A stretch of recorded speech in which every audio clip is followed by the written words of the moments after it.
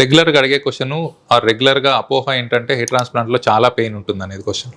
So hair ట్రాన్స్ప్లాంట్లో pain will be only during the time when we are giving local anaesthesia. అక్కడ అంటే మన hair ఎక్కడైతే తీస్తామో అక్కడ ఇంజెక్షన్ ఇచ్చేటప్పుడు and at the same time ముందుగా స్లిట్స్ చేస్తాం తల ముందు భాగంలో, ఆ టైంలో మాత్రమే లోకల్ అనస్థీషియా ఇచ్చేటప్పుడు మాత్రం పెయిన్ ఉంటుంది. ఆ తర్వాత most of the time transplant చేసిన తర్వాత కూడా చాలా మందికి పెయిన్ కిల్లర్స్ అవసరం ఉండదు. హార్డ్లీ అవసరం ఉన్నా ఏదో పారాసెటమాల్ అంటే డోలో అంటాం. సో అది తప్ప చాలా మటుకు ఎవరికి పెయిన్ అనేది ఇష్యూనే కాదు.